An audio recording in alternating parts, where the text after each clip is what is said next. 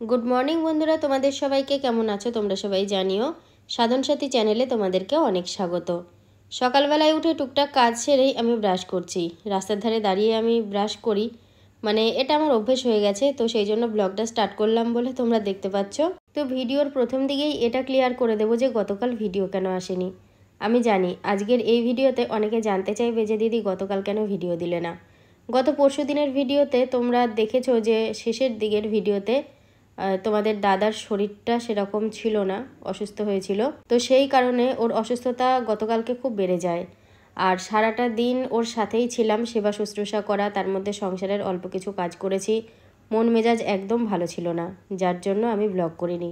গতকালকে রাতে হলুদ ন্যাকড়াটায় করে কপালে দিয়েছি জলপট্টি, আর ওই রুমালটা ভিজিয়ে হাতে পায়ে গলায় ঘাড়ে সমস্ত কিছু মুছিয়ে দিয়েছি বারবার। মনে হয় মাঝরাত্রের পরে ও ঘুমিয়েছে, আমিও ঘুমিয়েছি। আজকে যে ও খুব ভালো আছে এমনটাও নয়, 19-20 পার্থক্য আছে কালকের আর আজকের মধ্যে। তো সেই জন্য ভাবলাম কালকে তো সংসারের কাজে তেমন মন দিতে পারিনি, ওর কাছেই সারাক্ষণ ছিলাম, তো আজকে একটু সংসারের কাজ করি। তাই সংসারের কাজ করছি আর মনের দুঃখ তোমাদেরকে শেয়ার করছি। সত্যি বারবার ঠাকুরকে ডাকছি যেন আর জ্বরটা না আসে। সবাই বলছে এইটা ভাইরাস জ্বর, কয়েকদিন থাকবে, ঠিক হয়ে যাবে, তবুও চোখের ওপর দেখছি তো মানে মনটা ঠিক মানতে চাইছে না। এর আগের দিনই ঘর ঝাড় দেওয়া বারণটা ভেঙে গেছে, তারপরে যে ও উঠে গিয়ে নিয়ে আসবে, বেচারির চায়ের দোকানেই যেতে পারছে না, তো বারণ কি আনবে। তো ওই জন্য বাইরে যেটা দিয়ে আমি ঝাড় দিই, রান্নাঘরটা, সেটা দিয়েই ঝাড় দিচ্ছি। সেই একটা কথা আছে না যে নেই মামার থেকে অন্ধ মামা ভালো, তো ওই তাই দিয়েই কাজ চালাচ্ছি। আর আজকে একটা বিশেষ দিন, মানে প্রত্যেক বছর এই বিশেষ দিনটা একবার করে আসে, আষাঢ় নবমী তিথি। আজকের তিথিতে আমাদের এখানে কাছেই একটা সিদ্ধেশ্বরীর মন্দির আছে, তো সেখানে পুজো হয়, একটা ছোট্টখাট্টো মেলাও হয়। তো আজকের দিনে বাড়িতে অনেকজনের আত্মীয় স্বজন আসে, খাওয়া দাওয়া, হই হুল্লোড়, আনন্দ উৎসব সব কিছুই হয়। মানে এক কথায় বলতে গেলে আজকের দিনটা খুব আনন্দের। কিন্তু দেখো আজকের দিনটা আনন্দের হলেও মনে ঠিক আনন্দটা খুঁজে পাচ্ছি না। আমার কর্তার একটা বড় দোষ হচ্ছে নিজেকে স্বাভাবিক রাখা আমার সামনে। এদিকে যে থার্মোমিটার মিথ্যে কথা বলে না, সেদিকে চোখ রাখলেই তো আমি সত্যিটা জানতে পারি, ও সেটা বুঝতে পারে না। শুধু স্বাভাবিক রাখছে নিজেকে, কথা বলছে, জোরে জোরে হাসছে। এদিকে 102, থার্মোমিটার বলছে 102। কীরকম লাগে বলো তো তখন? ও ভাবে কি যে আমি হয়তো অনেক টেনশন করব, আমারও তো শরীরটা খুব একটা ঠিক নেই, আমি অসুস্থ হয়ে যাব। এর সাথে আমার তর্ক করলে একদম চলবে না, অনেক কাজ পড়ে রয়েছে, তারপরেও অনেক কাজ পড়ে রয়েছে। তো অনেক কাজ সেরে আমি স্নান করে নিয়েছি, আর তারপরের কাজটা হলো সিদ্ধেশ্বরীর মন্দিরে পুজো দিতে যাওয়া। প্রত্যেক বছর আজকের দিনে আমি সকালবেলায় তাড়াতাড়ি কাজ সেরে স্নান সেরে আগে পুজোটা দিয়ে আসি, তারপর রান্নার ব্যবস্থা করি। আর এই শাড়িটা কে দিয়েছিল জানো? আমার ওই মামাতো দেওর, সেই ওর বিয়ে হয়েছিল তখন দিয়েছিল, তো তখন থেকে আর পরার কোনো সুযোগ পাইনি। তো আজকে মনে হলো এই শাড়িটা পরে মায়ের কাছে পুজো দিয়ে আসি। মন্দিরের ভেতর থেকে পুজো দিয়ে বেরিয়ে আসলাম, পুজো দেওয়া হয়ে গেছে। তো এখানে প্রসাদটা একটা ক্যারি প্যাকেটে নিয়ে নেব, জুতোও খোলা আছে, তো তারপরে বাড়িতে চলে যাব, খুব অল্প সময়ের মধ্যেই হয়ে গেছে। আকাশে এত মেঘ করেছে বৃষ্টি নামবে, বৃষ্টির আগে রান্নাটা হবে কি জানি না। আর পটলের মধ্যে দেখো আলুর লাল লাল দাগ লেগে রয়েছে, ভালো করে ধুতে হবে। পটল চিংড়ি বানাবো, তাই পটলটা কুটছি। তারপরে হয়তো মাছ আনাতে পারি, নয়তো চিকেন, যে কোনো দুটোর মধ্যে একটা।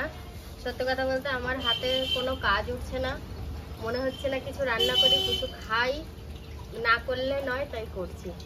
মাছটা কালকে এনেছে, আজকে না করলে পটলগুলোও শুকিয়ে যাবে, মাছটাও থাকবে। আমরা তো বেশি দিন ফ্রিজে রাখা খাবার খাই না, তোমাদেরকে বলেছি সেটা। বৃষ্টি শুরু হলো না, তো যাই হোক, এখন রান্নাটা টুকটুক করে বসিয়ে দিলাম। বেশি বাজে না, 9:30 মতো বাজে। মুড়ি জল দিলাম, খেলো। এখন রান্নাটা করি, রান্না হয়ে গেলে কালকের মতো তাড়াতাড়ি দুটো ভাত খেয়ে নেবো। আবার বিকালে খেতে পেলে বিকালেও খাবা, বুঝেছো? তোমার তো টাইমের আগে খেলে টাইমে, স্বাভাবিক কথা, টাইমের আগে যে খাবে টাইমে তার খিদে পাবে। কালকেও খিদে পাচ্ছিল, বলছে খাইনি, তাই তো ফ্রিজে তরকারি রেখে দিয়েছিলাম, ঠান্ডা হলে খাওনি না। ডিমের তরকারি এখন আছে মনে হয়? ডিম না, মাছের তরকারি। কালকে একবেলা মাছ খেয়েছি, তারপরে আর মাছের তরকারি বার করিনি, ফ্রিজেই রয়েছে। জল ফুটছে, পাশ দিয়ে বাষ্প বের হচ্ছে, ঢাকনির পাশ দিয়ে চালটা ধুয়ে নিয়ে আসি। সেই কারি পোকাওয়ালা চাল পাল্টে সে একই চাল, এই চালটা ফ্রেশ, পোকা নেই। ওই চাল নিয়ে বাপরে বাপরে, একটা বোন কমেন্ট করেছে, বলছে দিদি তুমি এত কিছু মনে করছো কেন? তোমাকে যারা বলছে যে তোমার ফুটানি বেড়েছে, কারি পোকাওয়ালা চাল খাবে না, তারা কি পয়সা দিয়ে কারি পোকাওয়ালা চাল খাবে? এটাও ঠিক, তাই তো। পয়সা আমাকে যারা বলছে তারা কি পয়সা দিয়ে পোকাওয়ালা চাল খাবে? তারাও খাবে না। আর আমার চালে বাছ নেই, আছে গো? না, আমার মানে চালে কোনো বাছ নেই। মোটা হলেও হবে। হ্যাঁ, মোটা ফোটা যা হবে হবে। আমার মোটা গন্ধ, ওটা নিয়ে কোনো ব্যাপার নেই। পোকা টোকা হলে একটু কেমন লাগে। রান্না করতে করতে আমার তো টেনশন রয়েছে। ঘরের দিকে এসে দেখি খালি গায়ে নিচে মেঝের ওপর পড়ে রয়েছে। সেদিন আমি সকালে বকেছিলাম, তোমরা মজা করে বলেছো তুমি এত বকেছো, বকার জন্য জ্বর এসছে। সত্যি সেই বিষয় নিয়ে মনে মনে কোনো একদিক থেকে আমি অনুতপ্ত। সত্যি কি এই জন্য কি তাই হলো? কিন্তু ওর ভাগ্যে আছে আমার মুখ থেকে বকা শোনা। ও এমন কিছু কিছু কাজ করে থাকে যেখানে না বকে আমি থাকতে পারবো না। যাই হোক, আমি চিংড়ি মাছটা নেব। ওদিকে ভাত প্রায় হয়ে এসছে, ভাতটা দিয়ে নামাবো। আর ই করব, পটল চিংড়িটা বসিয়ে দিই। ও বাজারে যাক, চিকেন নয়তো মাছ যা হয় কিছু নিয়ে আসবে। চিকেনে নিয়ে আসো তাহলে। ঠিক আছে। এই যে চিংড়ি মাছ কালকে বেছে রেখেছিলাম বলে আজকে কাজটা কম। আজকে চিকেনের থেকেও পটল চিংড়িটা খেতে খুব স্বাদ হয়েছে। তো আমি আগে থেকেই ভেবে রেখেছিলাম পটল চিংড়িটা একটু টেস্টি করেই বানাবো, বেশি ঝোল না, একদম গাঢ় গাঢ়। আর ওদিকে কালকে অল্প মাছ নিয়েও সেই মাছ থেকে গেছে, জ্যান্ত রুই মাছই নেওয়া হয়েছিল। ওই যে বললাম না কালকে আর কিছু ঠিক ছিল না, তো ওই জন্য 3 টুকরো মাছ রয়ে গেছে। ভাবছি ওই আলুর তরকারিটা ফেলে দেবো, দিয়ে ওই মাছগুলো কড়াইতে একটু তেল দিয়ে ভাজা ভাজা করব। আর এইদিকে দেখো আজকে চিকেন আনা হয়েছে।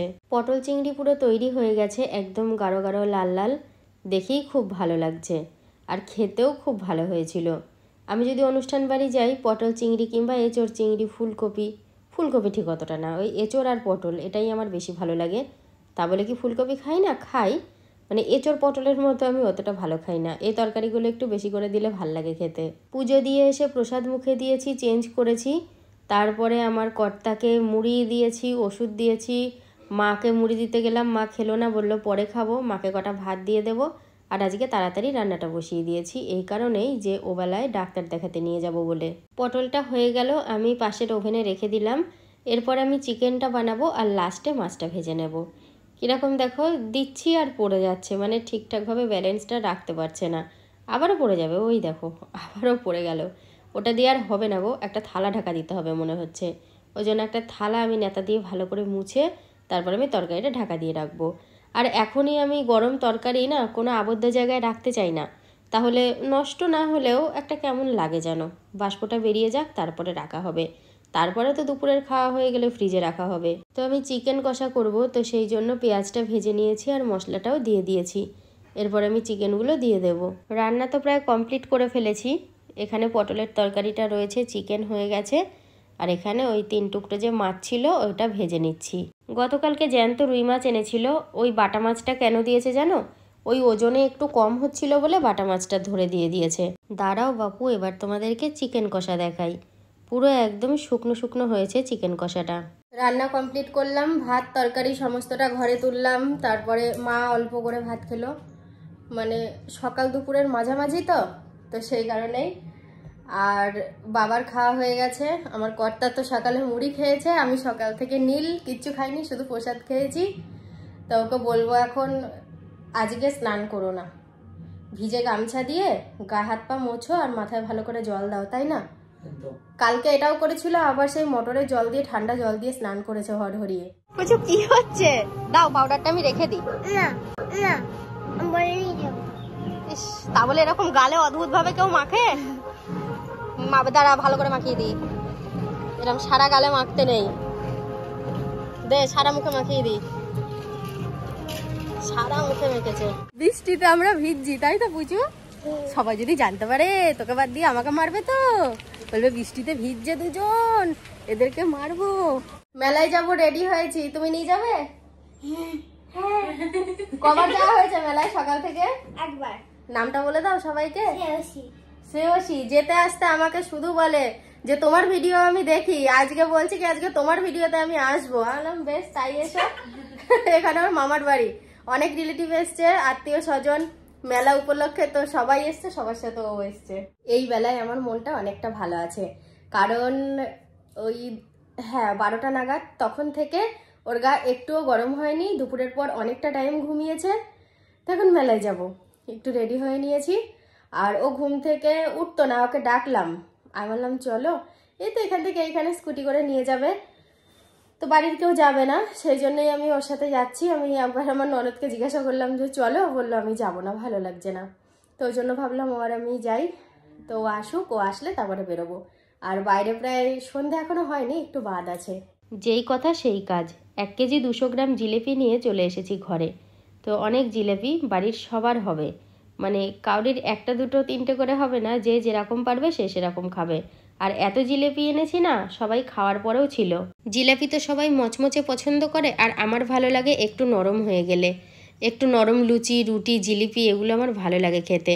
আমি তো রুটি খেলে থালার নিচের রুটিটা খাই, সেটা বেশি ভালো লাগে। এই যে খাসির মাংস, আমি কিন্তু আজকে খাসির মাংস রান্না করিনি, এটা কাকলি রান্না করেছে রাত্রিবেলা, তো সেই জন্য আমাদের একটু তরকারি দিয়েছে। দুপুরবেলার চিকেন কষা রাত্রেবেলা ঝোল হয়ে গেছে, একটুখানি জল দিয়ে জাল দিয়েছি, দিয়ে বাবাকে দিয়েছি তো খেতে, বলছে না একটু লবণ দিয়ে নিবি। তখন আমার মাথায় আসলো আমি যে একটু জল দিয়েছিলাম গরম করার সময়, তারপরে তো আমি তো লবণ দিইনি। তো দেখো এই যে খাসির মাংসর চর্বি কেমন পাথরের মতো হয়ে গেছে, সাদা হয়ে গেছে, পুরো ঠান্ডা হয়ে গেছে না তরকারিটা, ওই জন্য। আর এই যে পটল চিংড়ি থেকে যাবে, অল্প অল্প করে নেবো যতটুকুনি খাবো, তো তারপরে ফ্রিজে তরকারি তুলে রেখে দেবো। রাতের খাবারটা এখন কমপ্লিট করলাম। ভিডিওটা শেষ করার আগে একটা কথা আমি তোমাদের বলি, নাহলে তো শেয়ার না করলে জানতে পারবে না। আমার একটুখানি হয়তো শরীরটা কোনো প্রবলেম হয়েছে, তার জন্যে কালকে সাথী মোবাইলে অ্যালার্ম দিয়েছে রাতে। কালকে 10টার সময় ভাত খেয়েছি, 3বার অ্যালার্ম দিয়েছে, 12টা, 1টা, রাত 3টে। তার 3টে অ্যালার্মটা আমি কেটে দিয়েছিলাম, ও 2বার কিন্তু উঠেছে। দিয়ে সকালবেলা উঠে বলছে কিনা আচ্ছা ভোরবেলার দিকে যে অ্যালার্মটা দিলাম রাত্রে 3টে, সেটা বাজলো না কেন? আমি তো আর কিছু বললাম না।